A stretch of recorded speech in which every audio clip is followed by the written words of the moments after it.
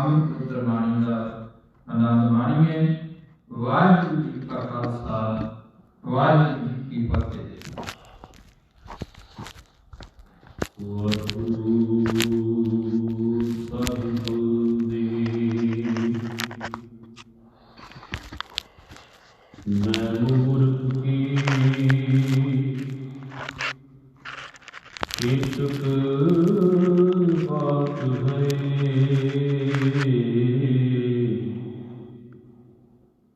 Coat पराती हरियारी, गुर नानक जिन सुनिया देखिया,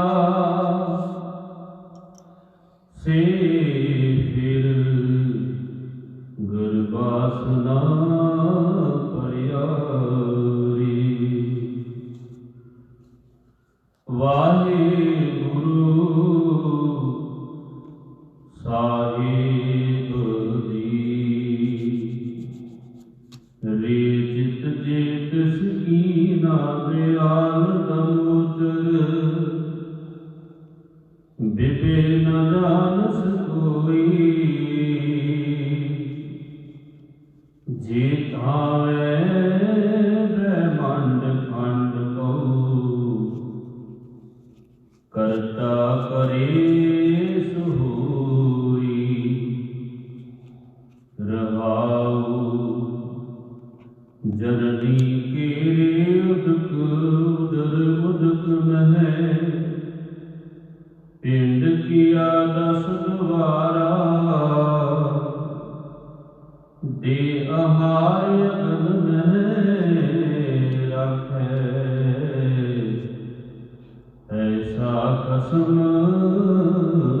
हमारा। कुम्मी जल में तन तिस बाहर,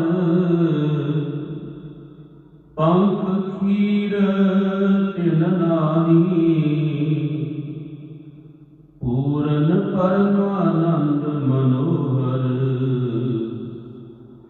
समझ देख मन माही। पाखंड कीट गुप्त होए रहता, तांचो मार्ग नाही, कहे अन्ना पूरन ताहू को, मत रे जी डराही। पाखंड कीट गुप्त होए रहता, तांचो मार्ग नाही, कहे अन्ना पूरन ताहू को, मत रे जी डराही।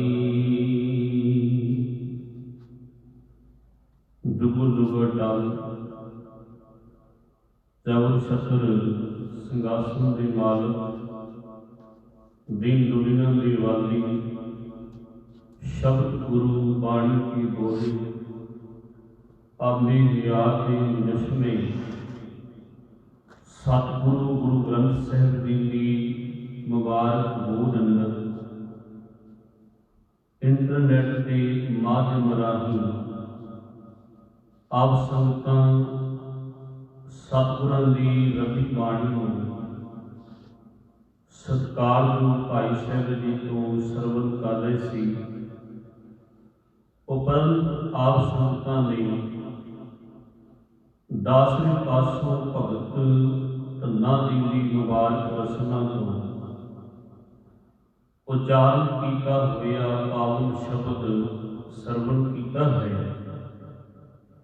सो जिथे अज आप भगत धन्ना जी की मुबारक बाणी की विचार करनी है, उथे साडी कौम दे हीरे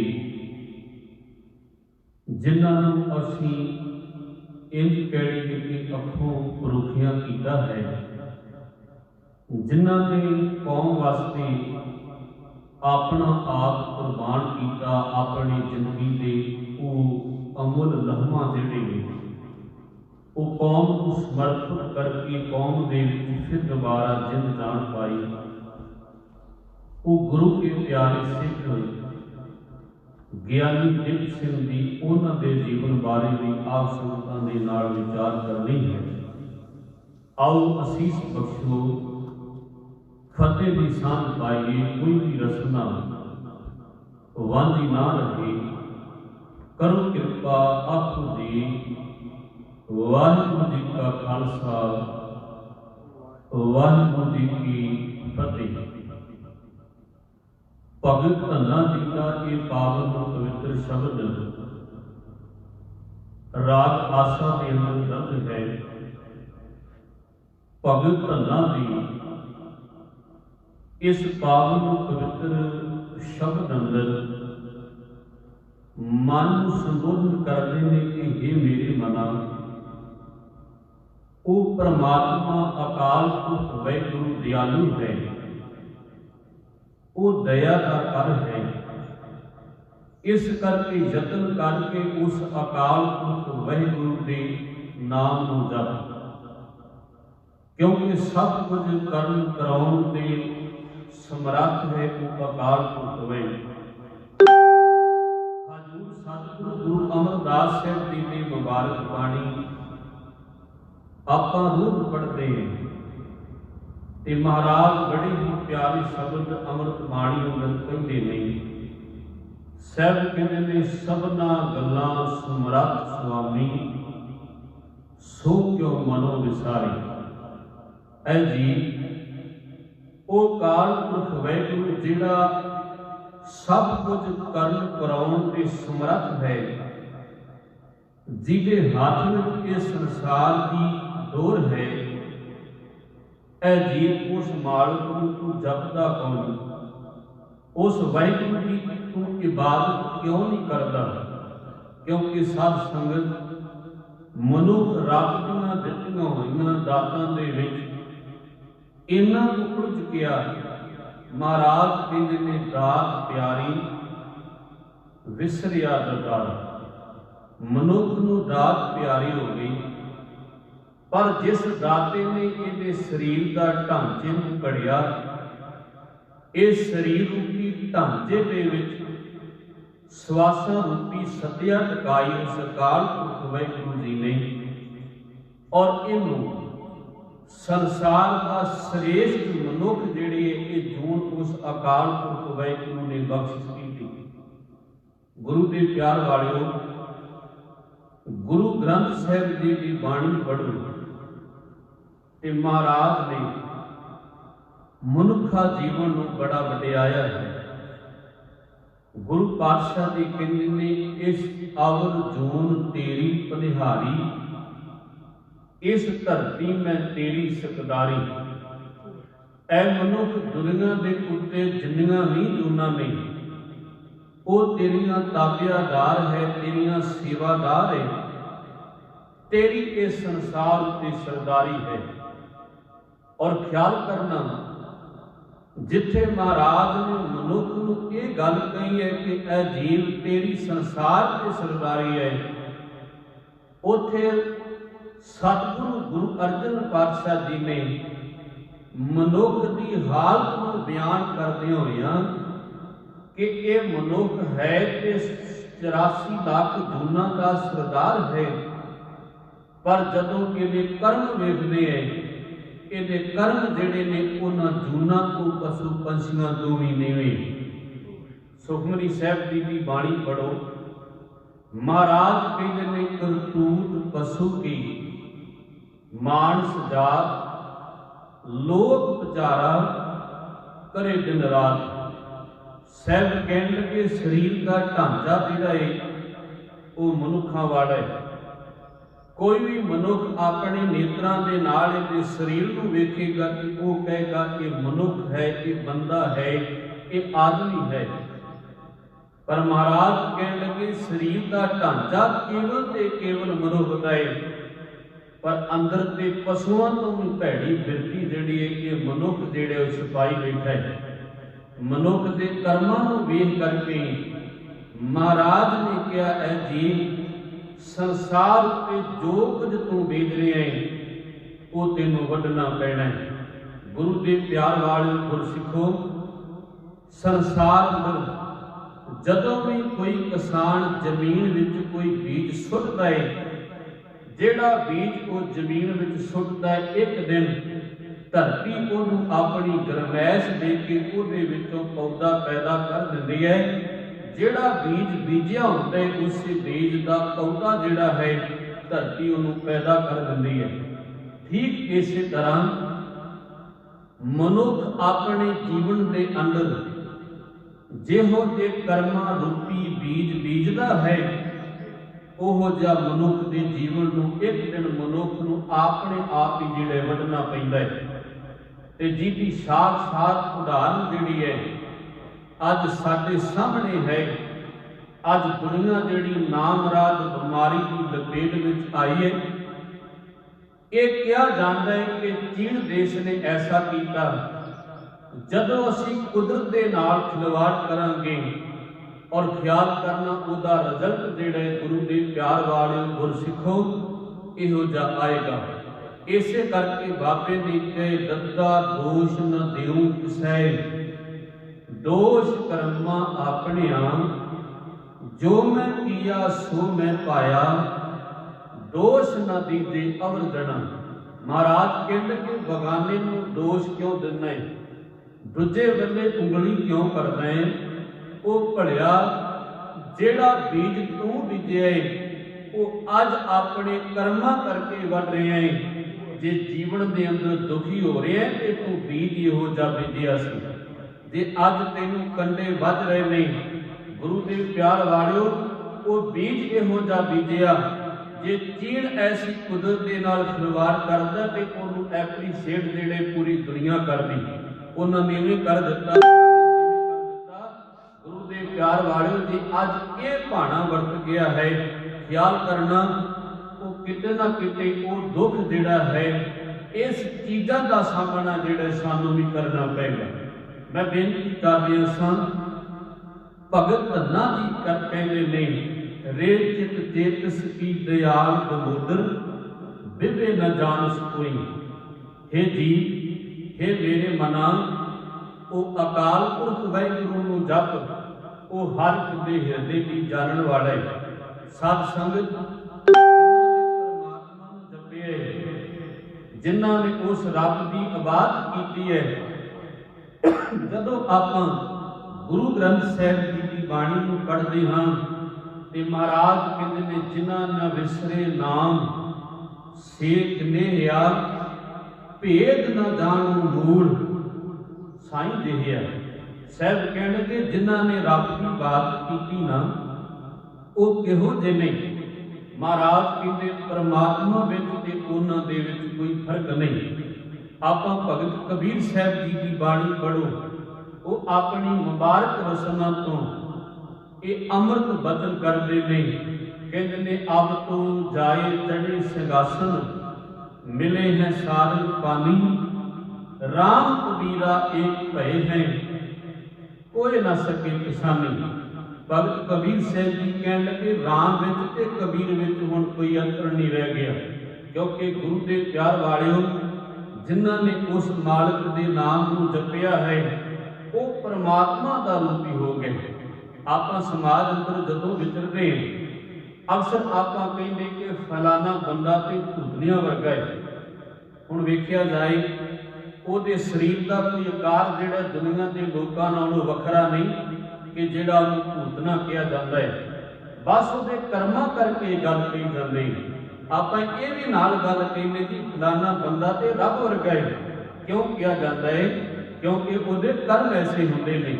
ਸਤ ਸੰਗਤ ਆਓ, ਅੱਜ ਆਪਾਂ ਉਹਨਾਂ ਦੀ ਗੱਲ ਕਰੀਏ ਜਿਹੜੇ ਪੰਥ ਦਾ ਦਰਦ ਲੈ ਕੇ, ਜਿਹੜੇ ਆਪਣੇ ਹੋਰ ਸੰਸਾਰ ਦੇ ਸੁੱਖਾਂ ਨੂੰ ਤਿਆਗ ਕੇ ਪੰਥ ਦੇ ਪਾਂਧੀ ਬਣ ਕੇ, ਪੰਥ ਦੀ ਦੁੱਖ ਦੀ ਪੀੜਾ ਨੂੰ ਦੇਖ ਕਰਕੇ, ਪੰਥ ਦੀ ਡੁੱਬਦੀ ਨਈਆਂ ਨੂੰ ਦੇਖ ਕਰਕੇ ਉਹ ਸੰਸਾਰ ਅੰਦਰ ਚੱਲੇ ਔਰ ਮਾਲਕ ਨੇ ਕਿਰਪਾ ਕੀਤੀ।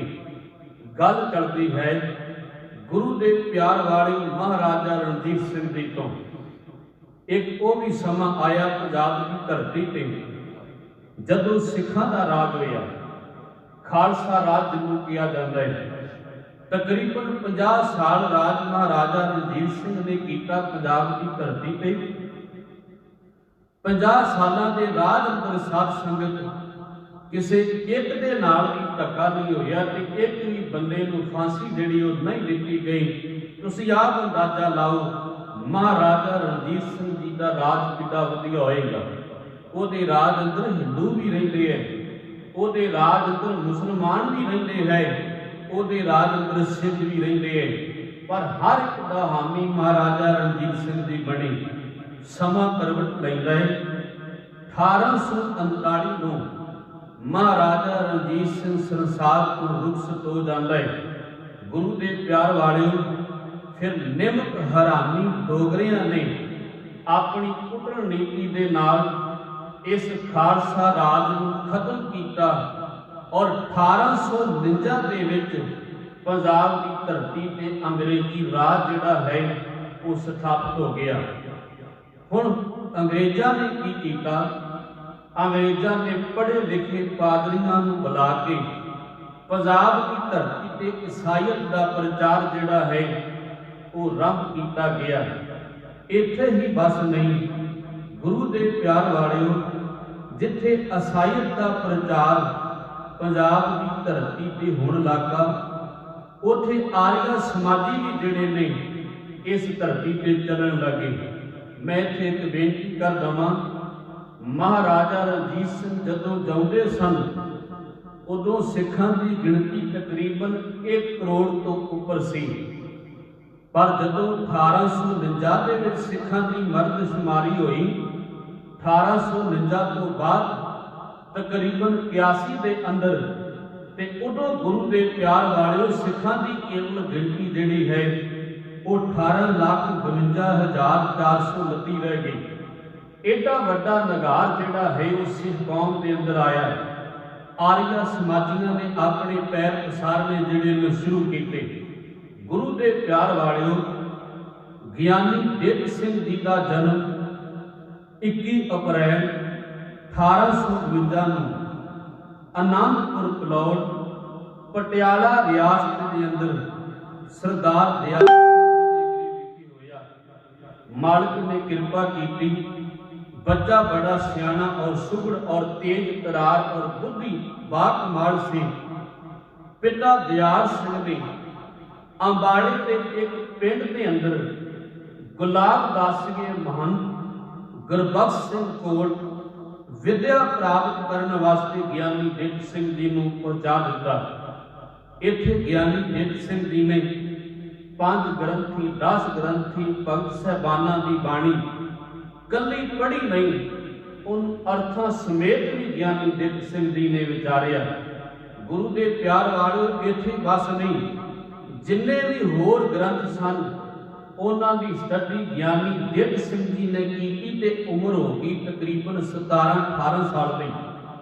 17-18 साल की उम्र के अंदर ज्ञानी दित सिंह जी ने गुरु ग्रंथ साहिब जी की पावन बाणी की विचार और नाल ही होर राजनीतिक और इत आदि होर धर्म ग्रंथों की स्टडी जिहड़ी बखूबी तरीके दे नाल कीती।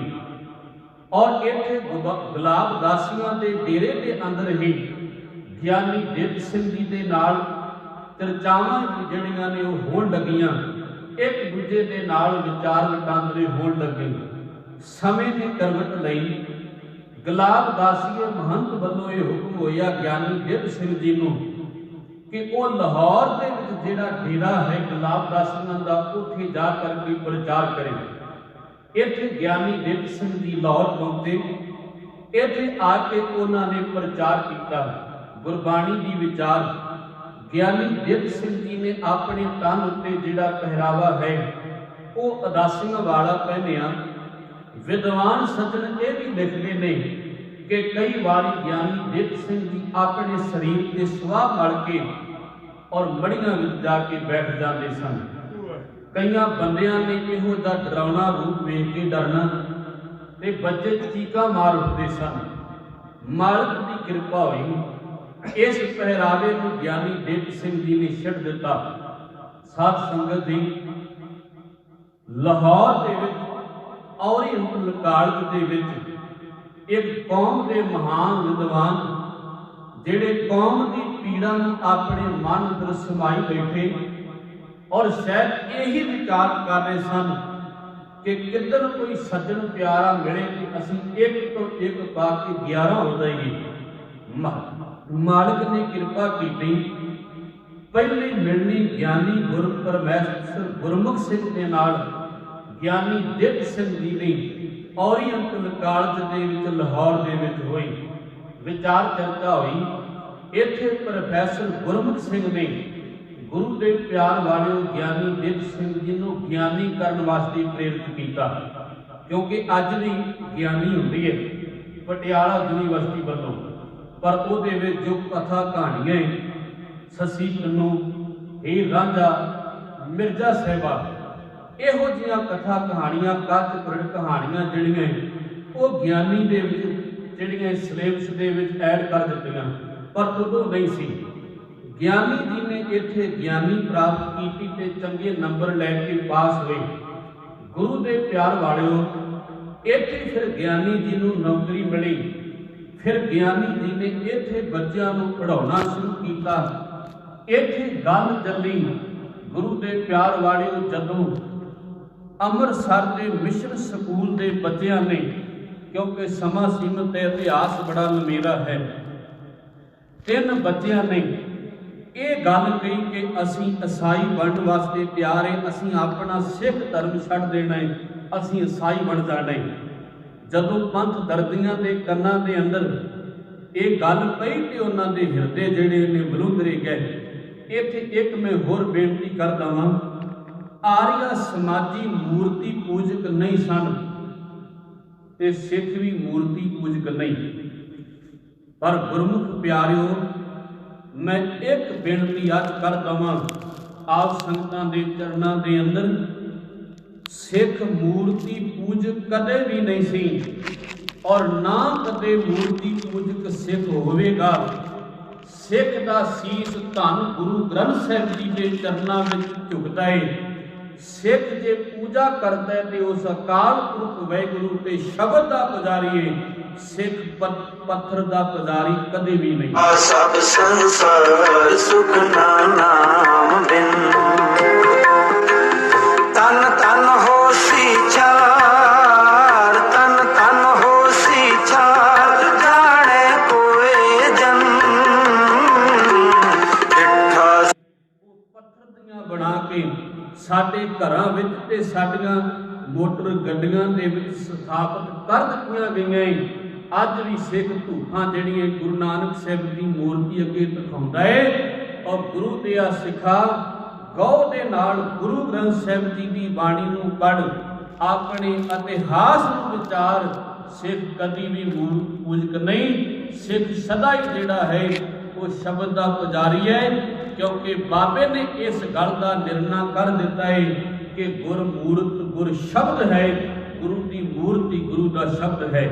गुरु ग्रंथ साहिब जी की बाणी विचों ही असीं बाबा नानक साहिब जी दे नाल, भगत साहिबाना दे नाल, भट्ट साहिबाना दे नाल साध संगत विचार कर सकते, गल कर सकते, उन्हां दे दीदार कर सकते। पर अज असीं मूर्ति पूजक बनते जा रहे हैं। वाहिगुरू पढ़ी करे, गुरु मेहर करे। खैर, मैं बेनती कर रही सां ज्ञानी दित सिंह जी, प्रोफैसर गुरमुख सिंह जी, बाबा खेम सिंह बेदी, इत्थे होर बेनती करा, जदों ज्ञानी दित सिंह जी पंथ का दर्द लैके चले, उन्हां दे सामने बड़ियां वड्डियां चुनौतियां सन। उन्हां दे सामने सन सब तो वड्डी चुनौती आर्या समाजी। उन्हां दे सामने वड्डी चुनौती सी गुरु अंश बेटी कुल वाले, जिहड़े कहते सन असीं गुरु हैं और गुरु ग्रंथ साहिब जी के सामने गद्दियां ला के बैठते सन। उन्हां दे सामने चुनौतियां सन नामधारी नरकधारी। गुरु के प्यार वालिओ, इन्नियां वड्डियां चुनौतियां। दूसरी गल, ज्ञानी दित सिंह जी नूं मानस तौर पर जात अभिमानी, चाहे उन्हां दा रूप सिੱਖੀ सी, ਉਹਨਾਂ ਦਾ ਚਿਹਰਾ ਮੋਰਾ ਸਿੱਖਾਂ ਵਾਲਾ ਸੀ, ਪਰ ਉਹਨਾਂ ਦੇ ਦਿਮਾਗ ਅੰਦਰ ਆਪਣੀ ਵੱਡੀ ਜਾਤ ਦਾ ਗਿਆਨੀ ਗੁਰਮੁਖ ਸਿੰਘ ਤੇ ਗਿਆਨੀ ਦੇਵ ਸਿੰਘ ਜੀ ਦੀ ਨੀਵੀਂ ਜਾਤ ਪ੍ਰਤੀ ਉਹ ਸਦਾ ਉਹਨਾਂ ਦੇ ਨਾਲ ਘਿਰਨਾ ਕਰਦੇ ਰਹੇ। ਇੱਥੋਂ ਤੱਕ ਵਿਦਵਾਨ ਸੱਜਣ ਲਿਖਦੇ, ਗਿਆਨੀ ਦੇਵ ਸਿੰਘ ਜੀ ਨੇ ਤਕਰੀਰ ਕਰਨੀ, ਉਹਨਾਂ ਨੇ ਗੁਰਮਤਿ ਦੀਆਂ ਵਿਚਾਰਾਂ ਸੰਗਤਾਂ ਦੇ ਨਾਲ ਕਰਨੀਆਂ, ਤੇ ਜਦੋਂ ਕਿਤੇ ਦੇਗ ਲੈਣ ਦੀ ਵਾਰੀ ਆਉਣੀ ਤੇ ਉਹਨਾਂ ਨੇ ਜਾ ਕੇ ਸੰਗਤਾਂ ਦੇ ਜੂੜੇ ਝਾੜਨੇ। ਸਾਧ ਸੰਗਤ ਏਡੀ ਵੱਡੀ ਉਹਨਾਂ ਦੇ ਸਾਹਮਣੇ ਚੁਣੌਤੀਆਂ ਸਨ, ਪਰ ਉਹਨਾਂ ਨੇ ਪਰਵਾਹ ਨਹੀਂ ਕੀਤੀ।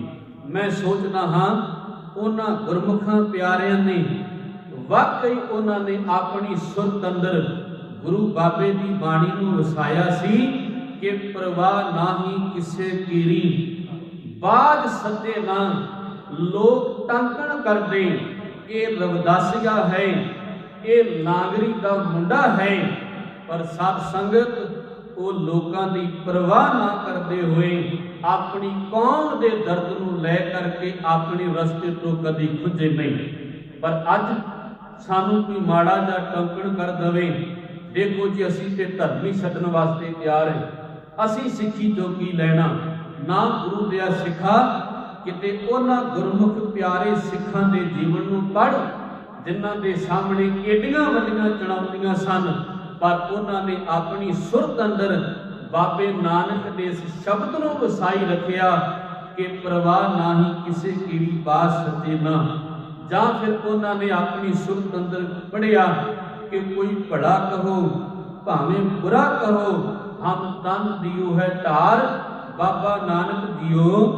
ਦੁਨੀਆ ਦੇ ਲੋਕ ਚਾਹੇ ਸਾਨੂੰ ਜਿੰਨਾ ਮਰਜ਼ੀ ਬੁਰਾ ਭਲਾ ਕਹਿਣ, ਪਰ ਅਸੀਂ ਸਿੱਖੀ ਨੂੰ ਸਮਰਪਿਤ ਬਾਬਾ ਨਾਨਕ ਜੀ ਆਪ ਜੀ ਦੀ ਪਿਆਰੀ ਸਿੱਖੀ ਨੂੰ ਪਿਆਰ ਕਰਦੇ ਹੋਏ, ਇਸ ਦਰਦ ਨੂੰ ਰੱਖਦੇ ਹੋਏ ਤੇਰੇ ਰਸਤੇ ਤੇ ਚੱਲਣ ਦੀ ਕੋਸ਼ਿਸ਼ ਕਰਦੇ।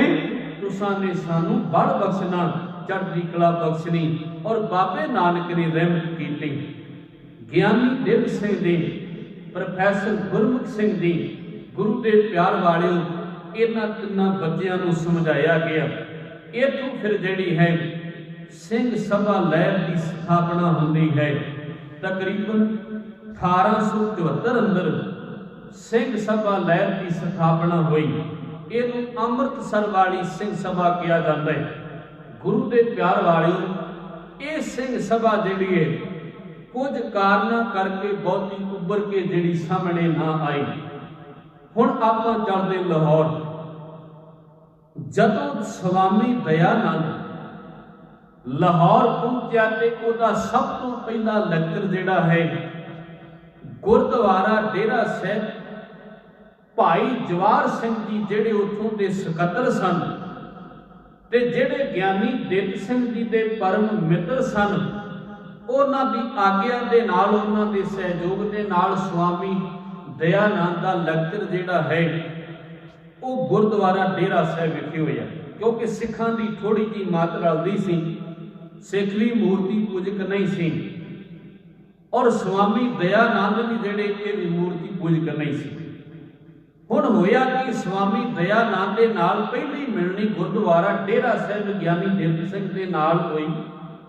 ਉਹਨੇ ਦੇਖਿਆ ਤੇਜ ਬੁੱਧੀ ਦਾ ਬੰਦਾ ਮਾਲਕ ਹੈ, ਵਿਚਾਰ ਬੜੀ ਵਧੀਆ ਹੈ, ਜੇ ਇਹਨੂੰ ਆਪਣੇ ਨਾਲ ਜੋੜ ਲਿਆ ਜਾਏ ਤੇ ਆਰੀਆ ਸਮਾਜ ਜਿਹੜੇ ਹੋਰ ਵੀ ਜਿਹੜੇ ਪੰਜਾਬ ਦੇ ਵਿੱਚ ਵੱਧ ਸਕਦਾ ਹੈ। ਕਿਉਂਕਿ ਪੂਰੇ ਪੰਜਾਬ ਅੰਦਰ ਆਰੀਆ ਸਮਾਜ ਦਾ ਪ੍ਰਚਾਰ ਹੋਇਆ, ਪਰ ਜਿਹੜੀ ਪ੍ਰਾਪਤੀ ਸਵਾਮੀ ਦਇਆਨੰਦ ਨੂੰ ਪੰਜਾਬ ਦੇ ਵਿੱਚ ਹੋਈ ਉਹ ਹੋਰ ਕਿਤੋਂ ਨਾ ਹੋ ਸਕੀ। ਉਹ ਚਾਹੁੰਦਾ ਸੀ ਕਿ ਆਰੀਆ ਸਮਾਜ ਜਿਹੜਾ ਹੈ ਉਹ ਪੂਰੇ ਪੰਜਾਬ ਅੰਦਰ ਫੈਲ ਜਾਏ ਤੇ ਆਰੀਆ ਸਮਾਜ ਜਿਹੜਾ ਹੈ ਉਹ ਪੂਰੇ ਜੋਬਨ ਤੇ ਹੋ ਜਾਏ। ਪਰ ਜਦੋਂ ਵਿਚਾਰ ਚਰਚਾ ਚੱਲੀ, ਗਿਆਨੀ ਦਿੱਤ ਸਿੰਘ ਜੀ ਦੀ ਵਿਚਾਰ ਸਿੱਖੀ ਪ੍ਰਤੀ ਹੋਰ ਸੀ। ਉਹ ਚਾਹੁੰਦੇ ਸਨ ਸਿੱਖੀ ਦੀ ਚੜ੍ਹਦੀ ਕਲਾ ਹੋਵੇ, ਪਰ ਸਵਾਮੀ ਦਇਆਨੰਦ ਜਿਹੜਾ ਹੈ ਉਹ ਕੁਝ ਹੋਰ ਚਾਹੁੰਦਾ ਸੀ। ਗੁਰੂ ਦੇ ਪਿਆਰ ਵਾਲੇ ਇੱਥੇ ਹੀ ਗਿਆਨੀ ਦਿੱਤ ਸਿੰਘ ਜੀ ਤੇ ਪ੍ਰੋਫੈਸਰ ਗੁਰਮੁਖ ਸਿੰਘ ਜੀ ਨੇ ਇੱਕ ਹੋਰ ਸਿੰਘ ਸਭਾ ਦਾ ਜਿਹੜਾ ਸਥਾਪਨ ਕਰ ਦਿੱਤੀ, ਜਿਹਨੂੰ ਲਾਹੌਰ ਵਾਲੀ ਸਿੰਘ ਸਭਾ ਕਿਹਾ ਜਾਂਦਾ ਹੈ। ਇਸ ਤੋਂ ਚਿਰ ਬਾਅਦ ਹੀ ਇੱਕ ਪ੍ਰੈਸ ਲਾਈ ਗਈ, ਅਖਬਾਰ ਕੱਢੀ ਗਈ, ਲਿਟਰੇਚਰ ਛਾਪਿਆ ਗਿਆ। ਇਸ ਲਹਿਰ ਦੇ ਨਾਲ ਛੋਟੀਆਂ ਛੋਟੀਆਂ ਸਭਾਵਾਂ ਜਿਹੜੀਆਂ ਨੇ ਉਹ ਨਗਰਾਂ, ਪਿੰਡਾਂ, ਸ਼ਹਿਰਾਂ ਦੇ ਵਿੱਚ ਬਣਨੀਆਂ ਸ਼ੁਰੂ ਹੋਈਆਂ, ਜਿਹੜੇ ਅੱਜ ਵੀ ਤੁਸੀਂ ਦੇਖਦੇ ਹੋ ਪੰਜਾਬ ਦੀ ਧਰਤੀ ਤੇ ਕਈ ਗੁਰਦੁਆਰਾ ਸਿੰਘ ਸਭਾ ਨਾਮ ਦੇ ਨਾਲ ਜਿਹੜੇ ਨੇ ਉਹ ਸਥਾਪਿਤ ਹੈ। ਗੁਰੂ ਦੇ ਪਿਆਰ ਵਾਲਿਓ, ਇਹ ਸਿੰਘ ਸਭਾ ਦੀ ਚੜ੍ਹਤ ਜਿਹੜੀ ਪੂਰੇ ਜੋਬਨ ਤੇ ਹੋਈ, ਗਿਆਨੀ ਦਿੱਤ ਸਿੰਘ ਜੀ ਨੇ ਬੜੇ ਪਿਆਰ ਦੇ ਨਾਲ ਸਿੱਖੀ ਦਾ ਪ੍ਰਚਾਰ ਕੀਤਾ, ਜਿਹਦੇ ਵਿੱਚ ਮੁੱਦੇ ਲੈ ਕੇ ਚੱਲੇ ਕਿ ਛੂਤ ਛਾਤ, ਜਾਤ ਪਾਤ, ਗੁਰੂ ਗੋਬਿੰਦ ਸਿੰਘ ਪਾਤਸ਼ਾਹ ਜੀ ਦੇ ਖੰਡੇ ਬਾਟੇ ਦੀ ਪੌੜ, ਅੰਮ੍ਰਿਤ ਦੀ ਦਾਤ ਪਾਣ ਕਰਾਉਣੀ, ਔਰ ਜਿਹੜੇ ਲੋਕ ਕੁਝ ਜਾਤ ਮਾਨੀਆਂ ਵੱਲੋਂ ਧਰਕਾਰੇ ਸਨ ਉਹਨਾਂ ਨੂੰ ਧਰਵਾਸ ਮਿਲੀ, ਤੇ ਉਹ ਲੋਕ ਜਿਹੜੇ ਨੇ ਗਿਆਨੀ ਦਿੱਤ ਸਿੰਘ ਵਾਲੀ ਸਿੰਘ ਸਭਾ ਦੇ ਨਾਲ ਜੁੜਨ ਲੱਗੇ। ਅਨੇਕਾਂ ਲੋਕ ਜਿਹੜੇ ਨੇ ਉਹ ਸਿੱਖੀ ਨੂੰ ਸਮਰਪਿਤ ਹੋਣ ਲੱਗੇ, ਕਿਉਂਕਿ ਮਹਾਰਾਜਾ ਰਣਜੀਤ ਸਿੰਘ ਜੀ ਦੇ ਸਮੇਂ ਸਿੱਖਾਂ ਦੀ ਗਿਣਤੀ 1 ਕਰੋੜ ਤੋਂ ਉੱਪਰ ਸੀ, ਤੇ ਜਦੋਂ ਗਿਆਨੀ ਦਿੱਤ ਸਿੰਘ ਜੀ ਸਿੱਖੀ ਦਾ ਦਰਦ ਲੈ ਕੇ ਕੌਮ ਨੂੰ ਜਿਹੜੇ ਹੈ ਉਹ ਸਰਜੀਤ ਕਰਨ ਵਾਸਤੇ, ਕੌਮ ਨੂੰ ਸੇਧ ਦੇਣ ਵਾਸਤੇ ਚੱਲੇ, ਉਦੋਂ ਸਿੱਖਾਂ ਦੀ ਗਿਣਤੀ 18,52,429 ਰਹਿ ਗਈ ਸੀ। ਇੱਥੋਂ ਤੱਕ ਇਤਿਹਾਸਕਾਰ ਲਿਖਦੇ ਨੇ ਕੁਝ ਹਿੰਦੂ ਵੀਰ ਵੀ ਜਿਹੜੇ ਨੇ ਉਹ ਸਿੱਖ ਧਰਮ ਨੂੰ ਅਪਣਾਉਣ ਲੱਗੇ। ਏਡੀ ਚੜ੍ਹਤ ਜਿਹੜੀ ਸਿੰਘ ਸਭਾ ਦੀ ਹੋ ਗਈ। ਆਖਰ ਨੂੰ ਗੁਰੂ ਦੇ ਪਿਆਰ ਵਾਲਿਓ, ਇੱਕ ਉਹ ਵੀ ਸਮਾਂ ਆਇਆ ਜਦੋਂ ਕੁਝ ਲੋਕਾਂ ਨੇ ਬਾਬਾ ਖੇਮ ਸਿੰਘ ਬੇਦੀ ਦੀ ਰਹਿਨਮਾਈ ਹੇਠ ਮੀਟਿੰਗ ਕੀਤੀ, ਜਿਸ ਮੀਟਿੰਗ ਦੇ ਵਿੱਚ ਪ੍ਰੋਫੈਸਰ ਗੁਰਮੁਖ ਸਿੰਘ ਪਹੁੰਚੇ।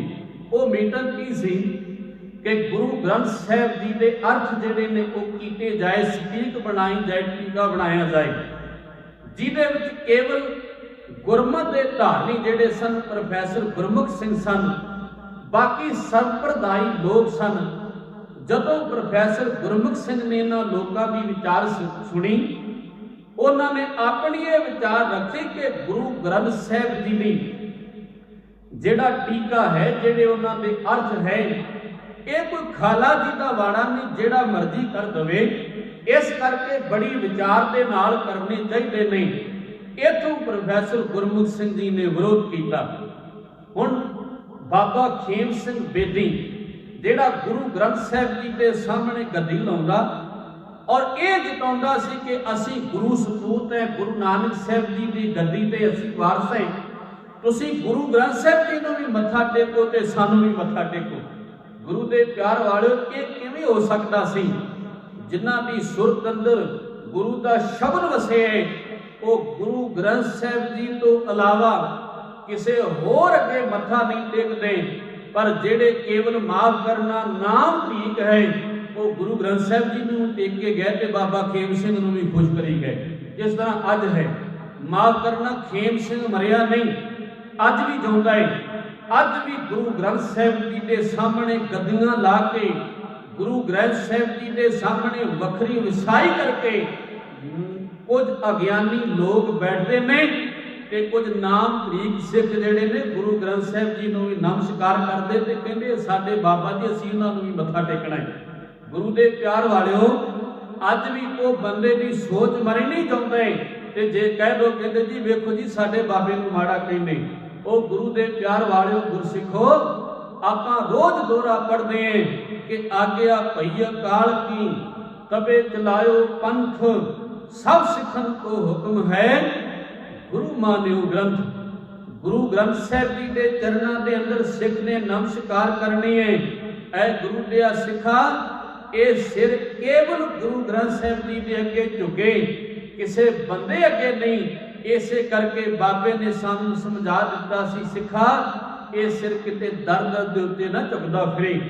ਸਿਰ ਝੁਕਾਉਣ ਦਾ ਭਾਵ ਤੇ ਇਹੀ ਹੈ ਕਿ ਇਹ ਸਿਰ ਜਿਹੜਾ ਅੱਜ ਤੋਂ ਬਾਅਦ ਗੁਰੂ ਦਾ ਹੋ ਚੁੱਕਿਆ ਹੈ। ਗੁਰੂ ਦੇ ਪਿਆਰ ਵਾਲਿਓ, ਬਾਬਾ ਖੇਮ ਸਿੰਘ ਬੇਦੀ ਇਹ ਚਾਹੁੰਦਾ ਸੀ। ਜਦੋਂ ਸਰਦਾਰ ਪ੍ਰੋਫੈਸਰ ਗੁਰਮੁਖ ਸਿੰਘ ਨੇ ਵਿਰੋਧਤਾ ਕੀਤੀ, ਉਹ ਚਲੇ ਗਏ। ਇਹਨੇ ਕੀ ਕੀਤਾ? ਇਹਨੇ ਪਟਨਾ ਸਾਹਿਬ ਦੇ ਪੁਜਾਰੀ, ਦਰਬਾਰ ਸਾਹਿਬ ਦੇ ਪੁਜਾਰੀ ਤੇ ਅਕਾਲ ਤਖਤ ਸਾਹਿਬ ਦੇ ਪੁਜਾਰੀ, ਦਰਬਾਰ ਸਾਹਿਬ ਦੇ ਪੁਜਾਰੀ ਤੇ ਅਕਾਲ ਤਖਤ ਸਾਹਿਬ ਦੇ ਪੁਜਾਰੀ ਛੂਤ ਛਾਤ ਬੜੀ ਕਰਦੇ ਸਨ। ਇਹ ਕਿਸੇ ਨੀਵੀਂ ਜਾਤ ਦੇ ਬੰਦੇ ਦੀ ਦੇਗ ਵੀ ਜਿਹੜੀ ਸੀ ਉਹ ਦਰਬਾਰ ਸਾਹਿਬ ਦੇ ਵਿੱਚ ਪ੍ਰਵਾਨ ਨਹੀਂ ਸੀ ਹੋਣ ਦਿੰਦੀ। ਇਹਨਾਂ ਲੋਕਾਂ ਨੇ, ਇਹਨਾਂ ਦੀ ਜੁਡਣੀ ਨੇ ਰਲ ਕੇ ਕੀ ਕੀਤਾ कि प्रोफैसर गुरमुख सिंह नूं जिहड़ा है वो सिख कौम दे विचों गुरु के प्यार वालों सेक दिता। 1886 दे विच प्रोफैसर गुरमुख सिंह नूं जिहड़ा है वो श्री अकाल तख्त साहिब के सरबराहां वालों जां कह लो जथेदार वालों बाबा खेम सिंह की अगवाई के प्रोफैसर गुरमुख सिंह नूं छेकिया गया। जदों ये गल का पता ज्ञानी दित सिंह जी नूं लगा, उन्होंने साध संगत प्रैस के राही अखबारां के राही इन्हां लोकां दीआं धज्जियां डाईआं। इस हुक्मनामे की डट के ज्ञानी दित सिंह जी ने विरोधता की। इत्थों तक के ज्ञानी दित सिंह जी ने एक सुपन नाटक लिखिया जिहदे विच हास रास दे विच इन्हां दी इन्नी क बेइज्जती कीती। जदों पटना साहिब का पुजारी ते बाबा खेम सिंह बेदी उन्हों पढ़ते ये बरखला होंदे, ये बड़े दुखी होंदे। एक दिन वो भी समा आया जिदन दरबार साहिब दे विचों ज्ञानी दित सिंह जी ने परिक्रमा दे विच दर्शनी ड्योढ़ी दे विच साध संगत मूर्तियां पईआं सन, जिथे लोग गुरु ग्रंथ साहिब जी नूं नमस्कार करते ते लोग मूर्तियां नूं भी पूजते। ज्ञानी दित सिंह जी ने उन्होंने मूर्तियां नूं बाहर सटाया। इत्थों तक कि बाबा खेम सिंह बेदी वर्गे भी इन्हां चीज़ों तो बड़ी दुखी होए, क्योंकि दरबार साहिब की परिक्रमा दे विच ही कई पंडित जिहड़े ने हथ भी वेखते जिहड़ा बड़ा वड्डा पद्धर दरबार साहिब दे विच हो रहा सी। साध संगत मैं एक बेनती करदा वां, ज्ञानी दित सिंह जी वो कौम की शख्सियत है जिहड़े समाज की नज़रां दे अंदर दुनिया की नज़रां दे अंदर कुछ सिख जात मानियां की नज़रां दे अंदर नीवी जात वाले है। मैं सोचदा धन गुरु नानक साहिब जी ने ज्ञानी दित सिंह जी नूं किड्डा वड्डा जिगरा दिता होएगा कि वो लोकां दीआं गल्लां दी परवाह ना करते हुए एडे वड्डे कदम कौम की चढ़दी कला वास्ते कौम के झंडे नूं बरदार करने वास्ते साध संगत ऐसा कुछ कौम नूं समर्पित होकर कर रहे सन। ये बड़ी वड्डी गल है कि एक नीवी जात का बंदा और उन्हां लोकां दे नाल मत्था लावे जिहड़े दरबार साहिब दे विच कोई नीवी जात का बंदा वड़दा है ते उहदे वड़न तो भी घृणा करदे ने। ये मूर्तियां ज्ञानी दित सिंह जी ने जिहड़ियां चुकवा दित्तियां। आखिर नूं सिंह सभा लहर जिहड़ी है लाहौर वाली ਇਹਦਾ बदलना रूह जिहड़ा है वो दीवान खालसा बन गया।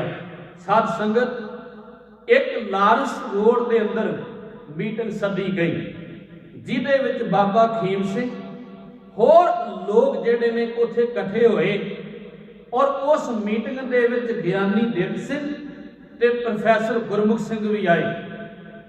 बाबा खेम सिंह बेदी इन्हां दोनों नूं वेखना नहीं सी चाहुंदा। यह मीटिंग का मुद्दा की सी?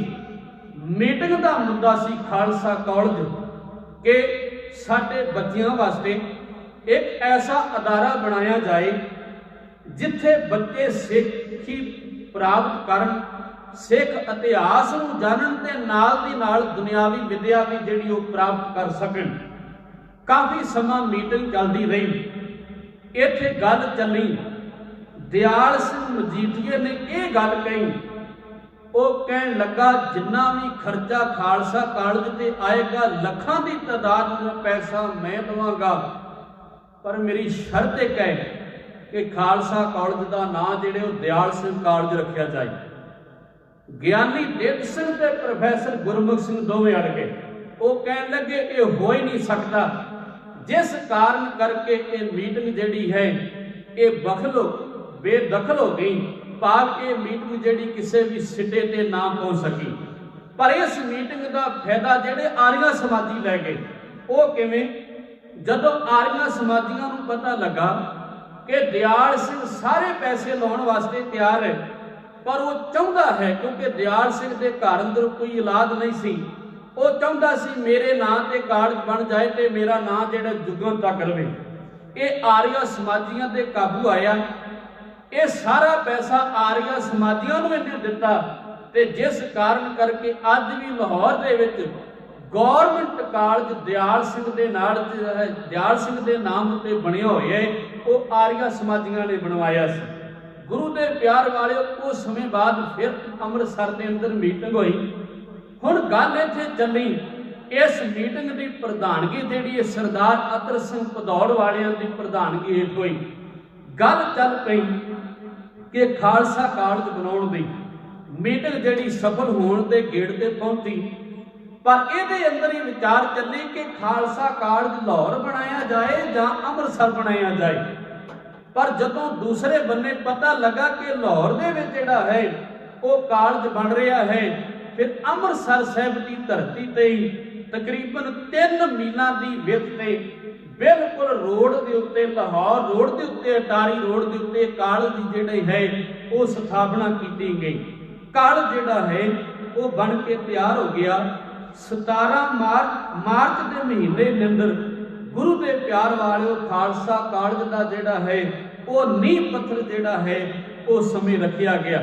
ਹੁਣ ਗੁਰੂ ਦੇ ਪਿਆਰ ਵਾਲਿਓ ਸਿੱਖ ਧਰਮ ਦੀ ਚੜ੍ਹਦੀ ਕਲਾ ਗਿਆਨੀ ਦਿੱਤ ਸਿੰਘ ਪ੍ਰੈਸ ਦੇ ਰਾਹੀਂ ਸਿੱਖ ਧਰਮ ਦੇ ਪ੍ਰਚਾਰ ਲੇਖ ਜਿਹੜੇ ਨੇ ਲਿਖ ਕੇ ਉਹ ਸਿੱਖਾਂ ਦੇ ਘਰਾਂ ਤੱਕ ਪਹੁੰਚਾਏ ਗਏ। ਇਸ ਲਹਿਰ ਜਿਹੜੀ ਬੜੀ ਪ੍ਰਚੰਡ ਹੋਈ, ਆਖਰ ਨੂੰ ਕੁਝ ਸਾਡੇ ਲੋਕ ਬਾਬਾ ਖੇਮ ਸਿੰਘ ਔਰ ਇਹਨੇ ਆਪਣੇ ਹੋਰ ਜਿਹੜੇ ਆਪਣੇ ਆਪ ਨੂੰ ਗੁਰੂ ਸਪੂਤ ਕਹਾਉਂਦੇ ਸਨ, ਉਹਨਾਂ ਦੀ ਅਗਵਾਈ ਦੇ ਵਿੱਚ ਗਿਆਨੀ ਦਿੱਤ ਸਿੰਘ ਦੇ ਉੱਤੇ ਕੇਸ ਕਰ ਦਿੱਤਾ, ਮੁਕੱਦਮਾ ਦਰਜ ਕਰ ਦਿੱਤਾ, ਜਿਹਦੇ ਇਵਜ਼ ਦੇ ਅੰਦਰ ਪ੍ਰੈਸ ਬੰਦ ਹੋ ਗਈ। ਗਿਆਨੀ ਦਿੱਤ ਸਿੰਘ ਜੀ ਨੂੰ 51 ਰੁਪਈਆਂ ਦਾ ਜੁਰਮਾਨਾ ਹੋਇਆ।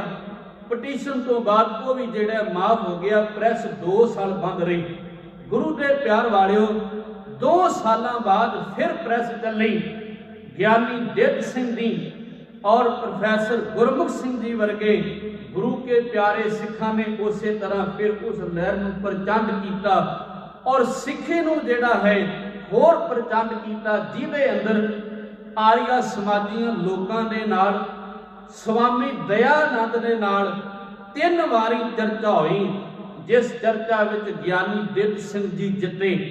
ਗਿਆਨੀ ਦਿੱਤ ਸਿੰਘ ਜੀ ਨੇ ਆਪਣੇ ਜੀਵਨ ਕਾਲ ਦੇ ਅੰਦਰ ਤਕਰੀਬਨ 70-72 ਕਿਤਾਬਾਂ ਜਿਹੜੀਆਂ ਹੈ ਉਹ ਲਿਖੀਆਂ। ਗੁਰੂ ਦੇ ਪਿਆਰ ਵਾਲਿਓ ਜਿਨ੍ਹਾਂ ਨੂੰ ਅੱਜ ਵੀ ਪੜ੍ਹਿਆ ਜਾਂਦਾ ਹੈ।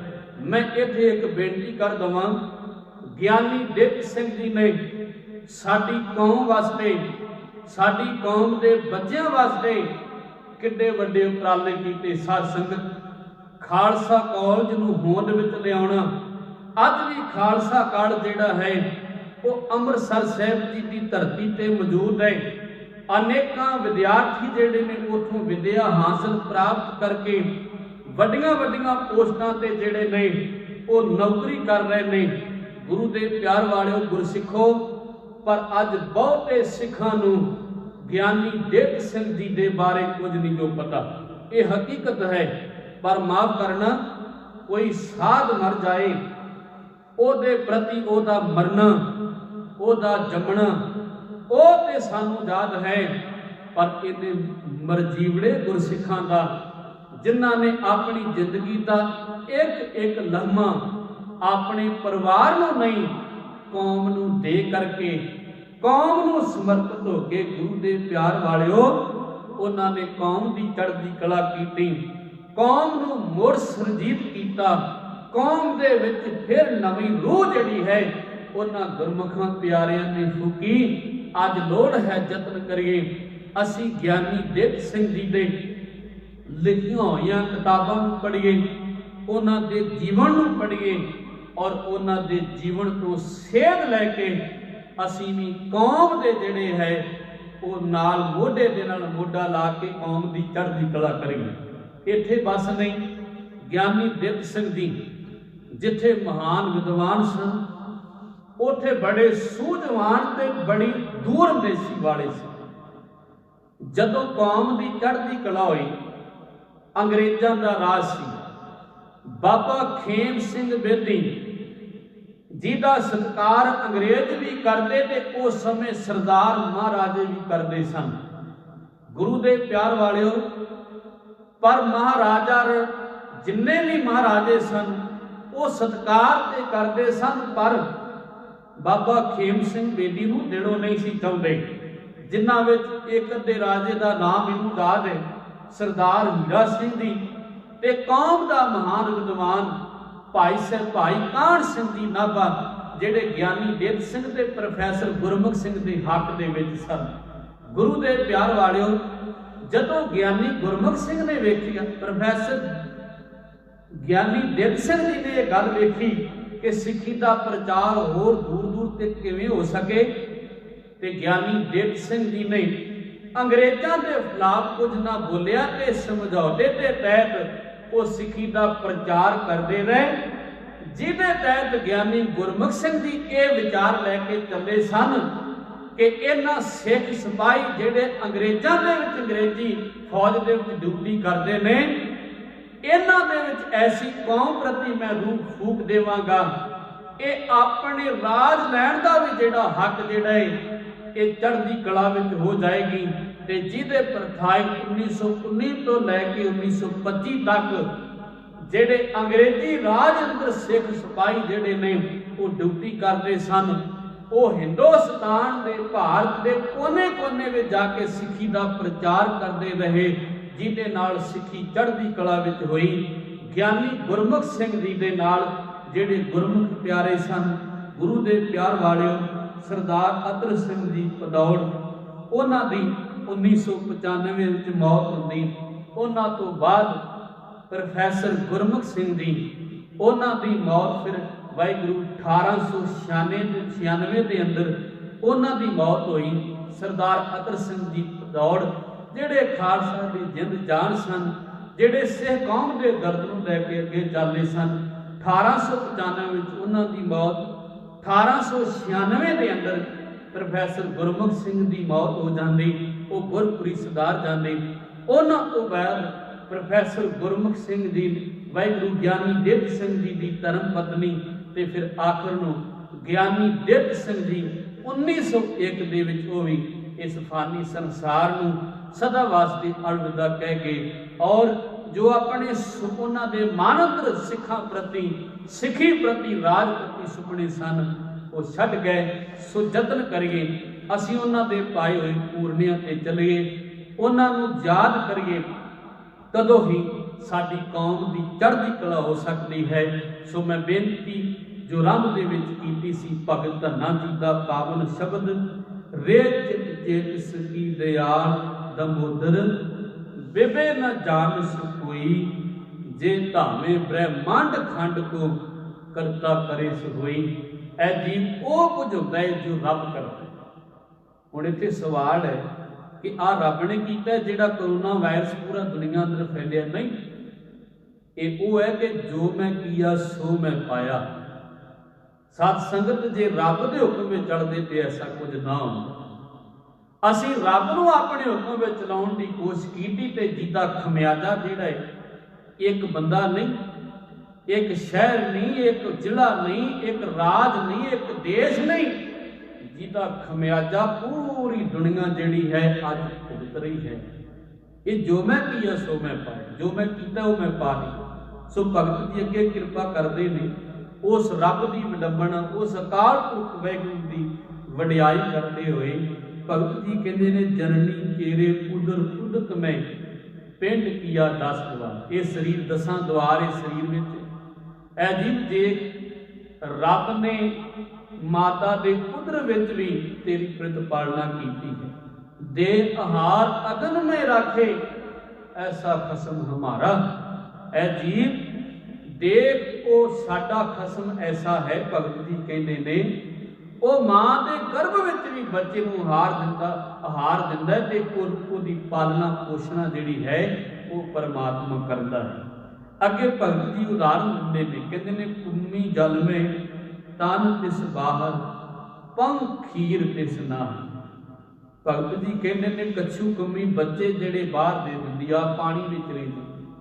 ਕਹਿਣ ਲੱਗੇ, ਉਹਨਾਂ ਬੱਚਿਆਂ ਕੋਲ ਕੁਝ ਪੰਖ ਨਹੀਂ, ਉਹਨਾਂ ਨੂੰ ਲੱਗੇ ਕਿ ਉੱਡ ਕੋ ਕਿਤੇ ਚੋਗਾ ਚੁਗ ਲਿਆਉਣ, ਨਾ ਹੀ ਉਹਨਾਂ ਦੀ ਮਾਂ ਕੋਲ ਦੁੱਧ ਹੈ ਕਿ ਉਹਨਾਂ ਨੂੰ ਦੁੱਧ ਪਿਆ ਸਕੇ। ਪਰ ਭਗਤ ਜੀ ਕਹਿਣ ਲੱਗੇ, ਪੂਰਨ ਪਰਮਾਨੰਦ ਮਨੋਹਰ, ਸਮਝ ਦੇਖ ਮਨ ਮਾਹੀ ਹੈ ਮੇਰੇ ਮਨਾ। ਉਹ ਪਰਮਾਨੰਦ ਅਕਾਲ ਪੁਰਖ ਵਾਹਿਗੁਰੂ ਵੇਖ ਉਹਨਾਂ ਦੀ ਵੀ ਪ੍ਰਤਿਪਾਲਨਾ ਕਰ ਰਿਹਾ। ਉਹ ਅਕਾਲ ਪੁਰਖ ਵਾਹਿਗੁਰੂ ਉਹਨਾਂ ਦੇ ਵੀ ਪ੍ਰਤੀਪਾਲਨਾ ਕਰਦਾ ਹੈ। ਫਿਰ ਭਗਤ ਜੀ ਅੱਗੇ ਕਿਰਪਾ ਕਰਦੇ ਨੇ, ਕਹਿੰਦੇ ਨੇ ਪਾਖਨ ਕੀਟ ਗੁਪਤ ਹੋਏ ਰਹਿਤਾ ਤਾਂ ਚੋ ਮਾਰਗ ਨਾ। ਭਗਤ ਜੀ ਕਹਿੰਦੇ ਪੱਥਰ ਦੇ ਵਿੱਚ ਕੀੜਾ ਜਿਹੜਾ ਬੰਦ ਹੈ, ਪੱਥਰ ਦੇ ਵਿੱਚੋਂ ਨਿਕਲਣ ਦਾ ਕੋਈ ਜਰੀਆ ਹੀ ਨਹੀਂ। ਇਹ ਭਲਿਆ ਰੱਬ ਉਹਦੀ ਵੀ ਪ੍ਰਤੀਪਾਲਨਾ ਕਰਦਾ। ਤੂੰ ਤੇ ਇੰਨਾ ਉਸ ਮਾਲਕ ਦੇ ਪ੍ਰਤੀ ਇੰਨਾ ਜਿੰਨੇ ਵਫਾਦਾਰ ਹੋਰ ਜੀਵ ਜੰਤੂ।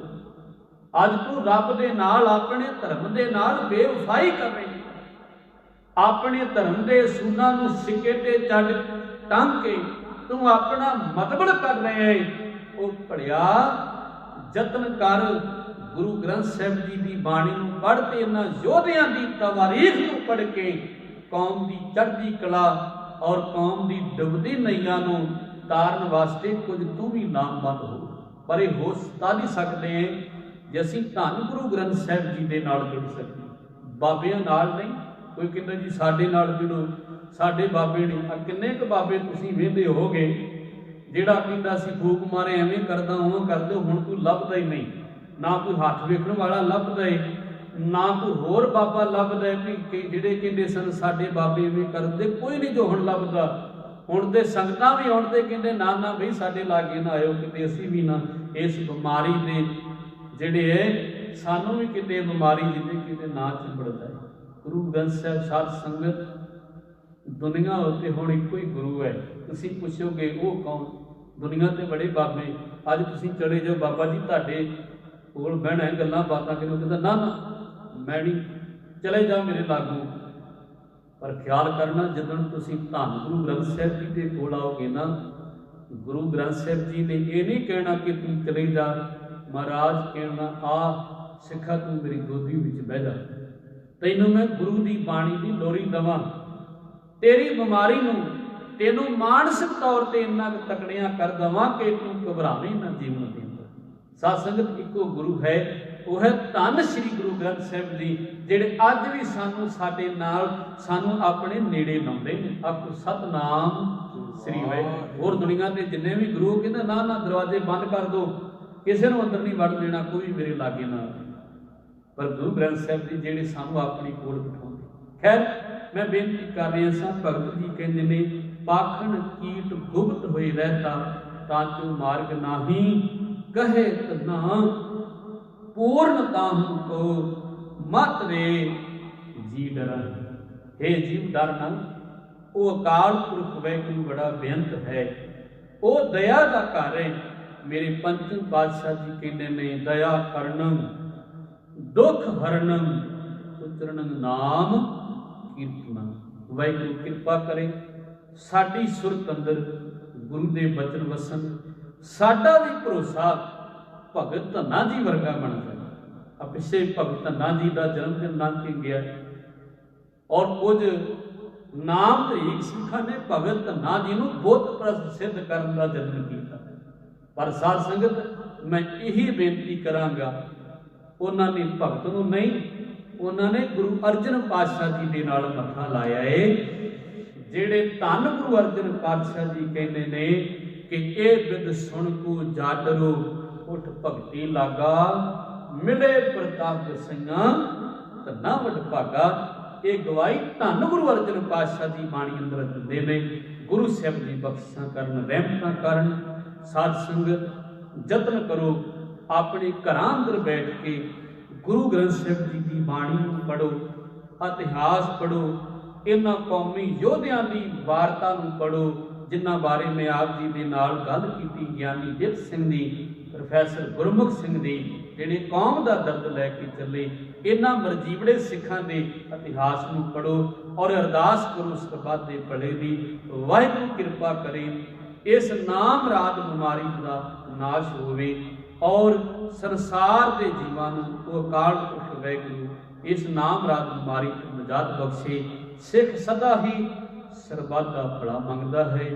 ਇੰਨੀਆਂ ਕੋ ਬੇਨਤੀਆਂ ਪ੍ਰਵਾਨ ਕਰਨੀਆਂ, ਭੁੱਲਾਂ ਮੇਰੀਆਂ ਬਚਨ ਗੁਰੂ ਦੇ ਜਾਣ ਕੇ ਹਿਰਦੇ ਅੰਦਰ ਵਸਾ ਲੈਣੇ। ਆਓ ਸਤਿਕਾਰਯੋਗ ਭਾਈ ਸਾਹਿਬ ਜੀ ਤੋਂ ਆਨੰਦ ਸਾਹਿਬ ਜੀ ਦੀਆਂ 6 ਪੌੜੀਆਂ ਦਾ ਜਾਪ ਸ਼ੁਰੂ ਕਰੋ। ਉਪਰੰਤ ਅਰਦਾਸ ਬੇਨਤੀ ਫਤਿਹ ਬੁਲਾਓ।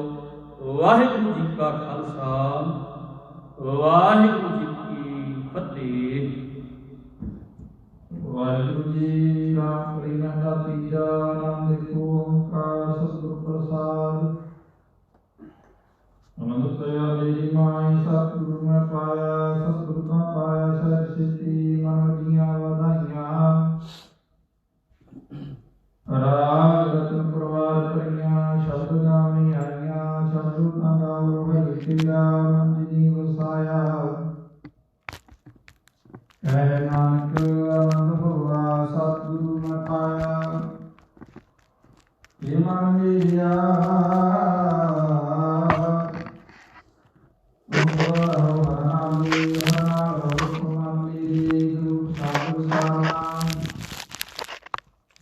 ਅੰਗੀਕਾਰ ਕਰੇ ਤੇਰਾ ਕਾਜ ਸਭ ਸਵਾਰਨਾ। ਸਭਨਾ ਮਿਲਾ ਸਮਰਥ ਸੁਆਮੀ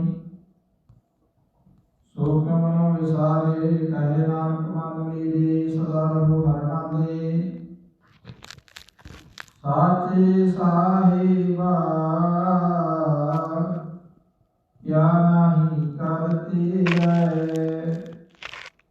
ਕਰਤਾ ਤੇਰੇ ਸਭ ਕਿਛ ਹੈ। ਜਿਸ ਦੇ ਸੋ ਪਾਵੇ ਸਦਾ ਸਿਫਤ ਸਦਾ ਤੇਰੀ। ਨਾਮ ਮਨ ਵਸਾਵੇ ਨਾਮ ਜਿਨ ਕੈ ਮਨ ਵਸਿਆ। ਵਾਜੀ ਸ਼ਬਦ ਕਰੇ ਹੈ ਨਾਨਕ ਸੱਚੇ ਸਾਹਿਬ। ਕਿਆ ਨਾਹੀ ਕਰ ਤੇਰਾ ਸਾਚਾ ਨਾਮ ਮੇਰਾ ਆਧਾਰੋ। ਸਾਚਾ ਨਾਮ ਆਧਾਰ ਮੇਰਾ ਜਿਨ ਭੁੱਖਾਂ ਸਭ ਗਵਾਈਆਂ। ਕਰ ਸ਼ਾਂਤ ਸੁਖ ਮਨ ਵਸਿਆ ਜਿਨ ਇੱਛਾ ਸਭ ਪੁਜਾਈਆਂ। ਸਦਾ ਕੁਰਬਾਨ ਕੀਤਾ ਗੁਰੂ ਤੋਂ ਜਿਨੀਆਂ ਵਡਿਆਈਆਂ। ਕਹੇ ਨਾਮ ਸੁਨੋ ਸੰਤੋ ਸ਼ਬਦ ਧਰੋ ਪਿਆਰੋ। ਸਾਚਾ ਨਾਮ ਮੇਰਾ ਆਧਾਰੋ। ਵਾਜੇ ਪੰਜ ਸ਼ਬਦ ਕਰ ਭਾਗੀ ਕਰ ਸੁਭਾਗੀ ਸ਼ਬਦ ਵਾਜੇ ਕਵਦ ਕਰਧਾਰੀਆਂ। ਪੰਜ ਦੂਤ ਦਵਾਸ ਕੀਤੇ ਕਾਲ ਕੰਠਕ ਮਾਰਿਆ। ਤੁਰ ਕਰਮ ਪਾਇਆ ਤੁਧ ਜਿਨ ਕਉ ਸੇ ਨਾਮ ਹਰਿ ਕੇ ਲਾਗੇ। ਕਹੇ ਨਾਨਕ ਸੁਖ ਆਪ ਕਰਨ ਦਵਾਜੇ। ਆਨੰਦ ਸੁਨੋ ਵਡ ਭਾਗਿਓ ਸਗਲ ਮਨੋਰਥ ਪੂਰੇ। ਪਾਰ ਬ੍ਰਹਮ ਪ੍ਰਭ ਪਾਇਆ ਉਤਰੇ ਸਗਲ ਵਿਸੂਰੇ। ਦੁਖ ਰੋਗ ਸੰਤਾਪ ਉਤਰੇ। ਸੁਣੀ ਸਤੀ ਬਾਣੀ ਸੰਤ ਸਾਜਨ ਭਏ ਸਰਸੇ। ਪੂਰੇ ਗੁਰ ਤੇ ਜਾਣੀ ਸੁਣਤੇ ਮਨੀਤ ਕਹਤੇ ਪਵਿੱਤਰ। ਸਤ ਗੁਰ ਰਹਿਆ ਭਰਪੂਰੇ। ਬਿਨਵੰਤ ਨਾਨਕ ਗੁਰ ਚਰਨ ਲਾਗੀ। ਵਾਜੇ ਅਨਹਦ ਤੂਰੇ।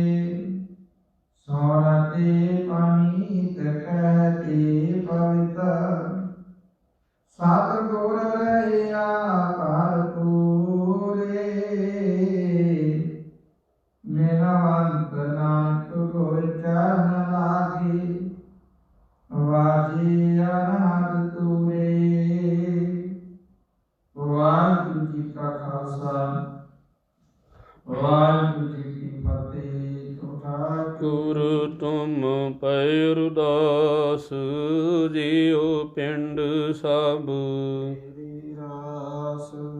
ਮਾਤ ਪਿਤਾ ਹਮ ਬਾਰਿਕ ਤੇਰੀ। ਤੁਮਰੀ ਕਿਰਪਾ ਮਹਿ कोई न जाने तुमरा अंत। उचेते ऊचा भगवंत सगल समगरी सूत्र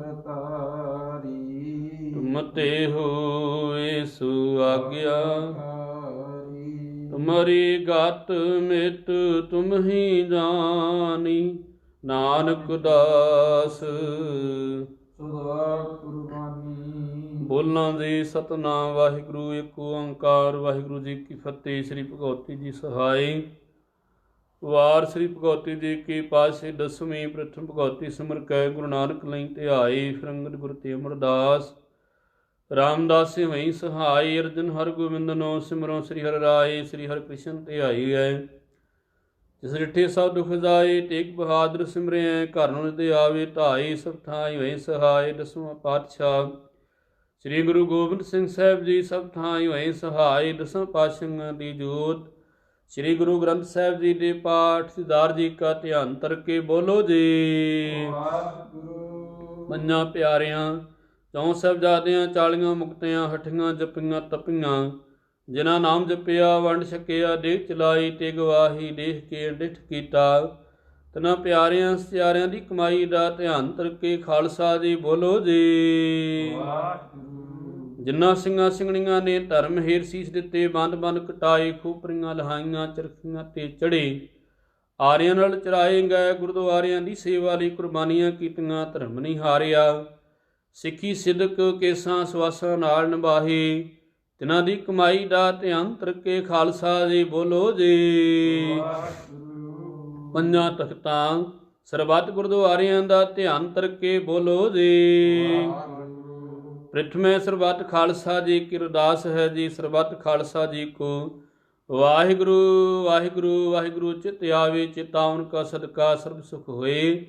ਜਹਾਂ ਜਹਾਂ ਖਾਲਸਾ ਜੀ ਸਾਹਿਬ, ਤਹਾਂ ਤਹਾਂ ਰੱਛਿਆ ਰਿਹਾ। ਦੇਖ ਤੇ ਫਤਿਹ ਬਿਰਦ ਕੇ ਪੈਜ ਪੰਥ ਕੀ ਜੀਤ। ਸ੍ਰੀ ਸਾਹਿਬ ਜੀ ਸਹਾਏ। ਖਾਲਸੇ ਜੀ ਕੇ ਬੋਲ ਬਾਲੇ ਬੋਲੋ ਜੀ।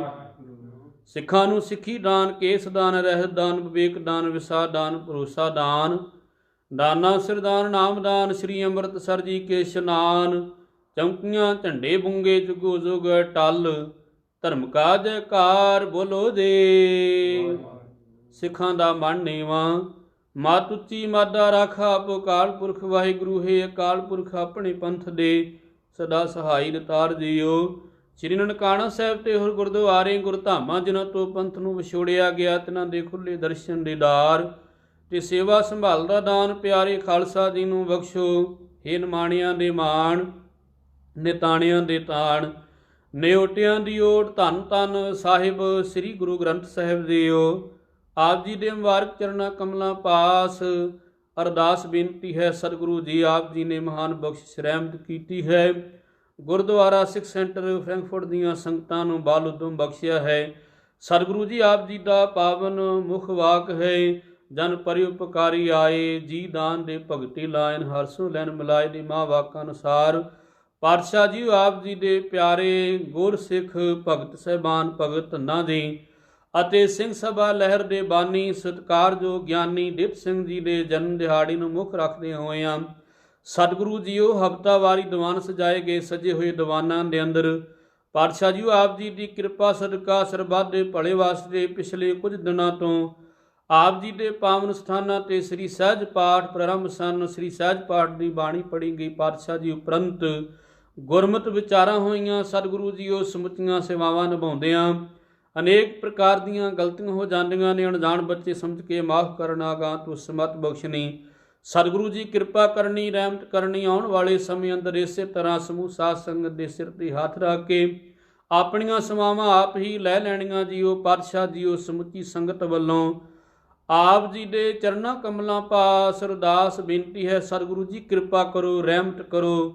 ਸਮੁੱਚੇ ਵਿਸ਼ਵ ਅੰਦਰ ਨਾਮ ਰਾਦ ਬਿਮਾਰੀ ਦਾ ਨਾਸ਼ ਕਰਕੇ ਸੰਸਾਰ ਦੇ ਜੀਵਾਂ ਤੋਂ ਇਸ ਬਿਮਾਰੀ ਤੋਂ ਨਿਜਾਤ ਬਖਸ਼ੋ। ਸੰਸਾਰ ਦੇ ਜੀਵਾਂ ਦੇ ਸਿਰਾਂ ਤੇ ਮਿਹਰਾਂ ਭਰਿਆ ਹੱਥ ਰੱਖੋ, ਚੜ੍ਹਦੀ ਕਲਾ ਕਰਨੀ। ਸਮੁੱਚੇ ਪਰਿਵਾਰਾਂ ਅੰਦਰ ਸੁਖ ਸ਼ਾਂਤੀ ਦੇ ਰੋਗਤਾ ਨਾਮ ਦੀਆਂ ਦਾਤਾਂ ਬਖਸ਼ ਕੇ ਨਵਾਜਣਾ ਦੇ। ਪਰਿਵਾਰਾਂ ਅੰਦਰ ਆਪਸੀ ਪ੍ਰੇਮ ਸੁਭਾਅ ਬਖਸ਼ਣਾ। ਖਾਲਸਾ ਪੰਥ ਦੀ ਸदैव ਚੜ੍ਹਦੀ ਕਲਾ ਕਰਨੀ ਜੀਓ। ਸਤਿਗੁਰੂ ਜੀ ਆਪ ਜੀ ਦੇ ਹਜ਼ੂਰ ਸਮੂਹ ਸਾਧ ਸੰਗਤ ਵੱਲੋਂ ਪਵਿੱਤਰ ਕੜਾ ਪ੍ਰਸ਼ਾਦੀ ਦੇਗ ਸੱਜ ਕੇ ਹਾਜ਼ਰ ਹੈ। ਦਰ ਪ੍ਰਵਾਨ ਹੋਵੇ, ਪ੍ਰਵਾਨ ਹੋਇਆ ਪ੍ਰਸ਼ਾਦ ਸਮੂਹ ਸਾਧ ਸੰਗਤ ਵਿੱਚ ਵਰਤਾਉਣ ਦੀ ਆਗਿਆ ਬਖਸ਼ੋ। ਕਰੋ ਕਿਰਪਾ ਦੀ ਪਾਵਨ ਪਵਿੱਤਰ ਹੁਕਮ ਬਖਸ਼ ਕੇ ਸੰਗਤਾਂ ਨੂੰ ਖੁਸ਼ੀਆਂ ਬਖਸ਼ੋ। ਸਹੀ ਪਿਆਰੇ ਮੇਲ ਜਿਨ੍ਹਾਂ ਦੇ ਮਿਲਿਆ ਆਪ ਜੀ ਦਾ ਹੀ ਨਾਮ ਚਿੱਤ ਆਵੇ। ਨਾਨਕ ਨਾਮ ਚੜ੍ਹਦੀ ਕਲਾ, ਤੇਰੇ ਭਾਣੇ ਸਰਬੱਤ ਦਾ ਭਲਾ।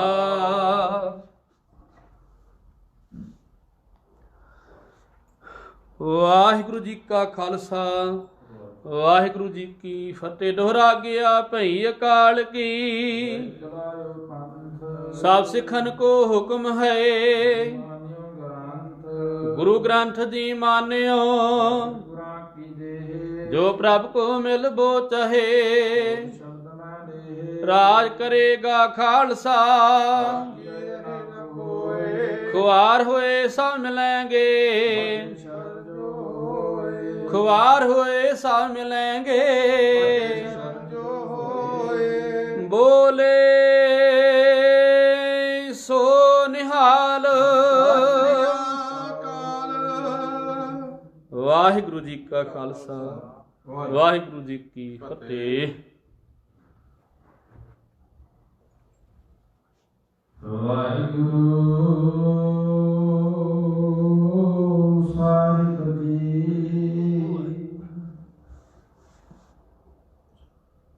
ਜਨਮ ਮਰਨ ਦੋਨੋਂ ਮੈਂ ਨਾਹੀ, ਜਨ ਕਾਰਿ ਉਪਕਾਰੀ ਆਏ।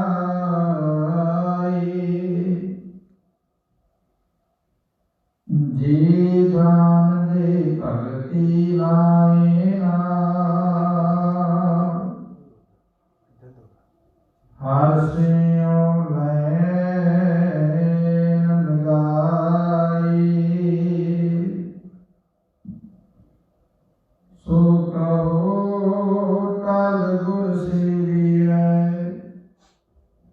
ਅਹਨਸ ਸਹਿਜ ਸੁਭਾਈ।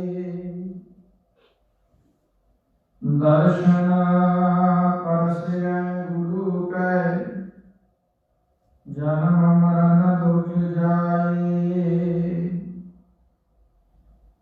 ਹੋਵੈ ਸਿਫਤ ਕਸਾਮਦੀ, ਨੂਰ ਅਰਸੋਂ ਕੁਰਸੋਂ ਝੜੀਐ। ਤੁਧ ਡਿਠੇ ਸੱਚੇ ਪਾਤਸ਼ਾਹ,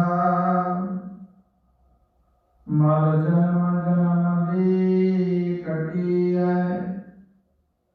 ਸਜਣ ਸੱਚਾ ਪਾਤਸ਼ਾਹ, ਸਿਰ ਸ਼ਾਹਾਂ ਦਾ ਸ਼ਾਹ। ਜਿਸ ਪਾਸ ਬੈਠਿਆ ਸੋਈ ਹੈ, ਸਭਨਾ ਦਾ ਵਿਸਾਹਾ। ਧੰਨ ਵਾਹਿਗੁਰੂ ਸਾਹਿਬ ਜੀ। ਤਨਾਸਰੀ ਮਹਿਲਾ ਪਹਿਲਾ, ਘਰ ਪਹਿਲਾ ਚੌਪਦੀ। ਇੱਕ ਓੰਕਾਰ ਸਤਿਨਾਮ ਕਰਤਾ ਪੁਰਖ ਨਿਰਭਉ ਨਿਰਵੈਰ। ਅਕਾਲ ਮੂਰਤ ਅਜੂਨੀ ਸੈਭੰ ਗੁਰ ਪ੍ਰਸਾਦ।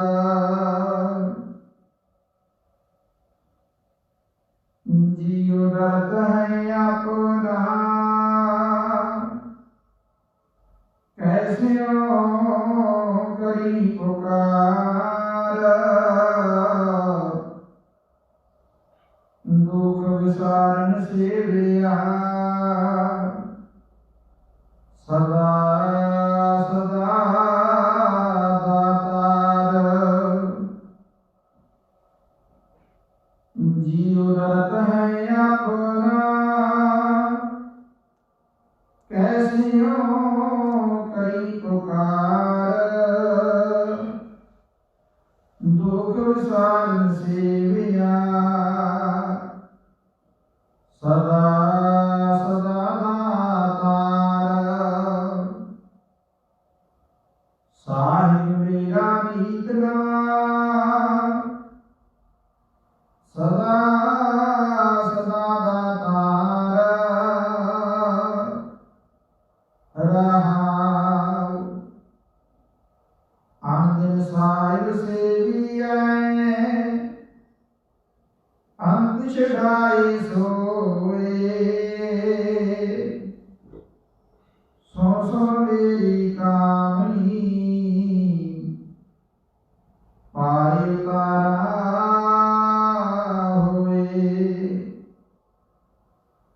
ਦਇਆਲ ਤੇਰੇ ਨਾਮ ਤਰਾ ਸਤਿਗੁਰ ਬਾਣੀ ਜਾਓ ਰਹਾਉ ਸਰਬ ਸਾਚਾ ਏਕ ਹੈ ਦੂਜਾ ਨਾਹੀ ਕੋਇ ਤਾਕੀ ਸੇਵਾ ਸੋ ਕਰੇ ਜਾਕੋ ਨਦਰ ਕਰੇ ਤੁਧ ਬਾਜ ਪਿਆਰੇ ਕੇਵਰਾ ਸਾਵੜੀ ਆਈ ਦੇ ਜਿਤਨਾ ਤੇਰੇ ਲਾਗ ਰਹਾ ਦੂਜਾ ਨਾਹੀ ਕੋਏ जिस प्यारे जिसे आगे प्यारे जाए कहाँ रहा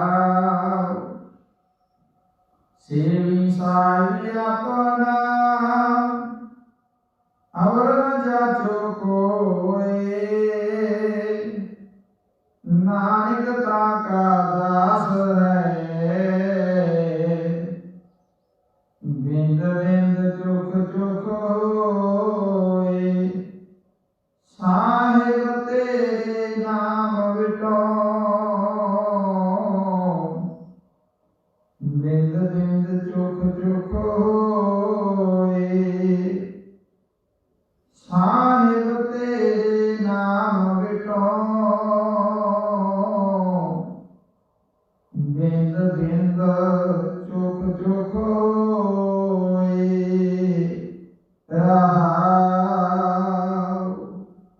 ਵਾਹਿਗੁਰੂ ਜੀ ਕਾ ਖਾਲਸਾ